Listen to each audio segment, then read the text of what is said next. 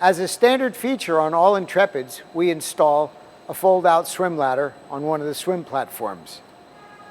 This allows for access to the boat if you should fall over the side. It's a safety precaution. You'll be able to swim up to the ladder, deploy it, and get back into the boat. To use the ladder, you simply push the locking pin away from the ladder and pull aft on it.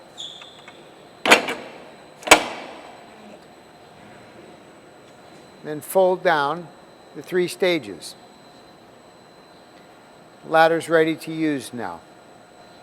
To put the ladder back in place, you'll fold the 3 stages together, lift up on its aft end, then push it into position, and make sure that the locking pin is deployed securely.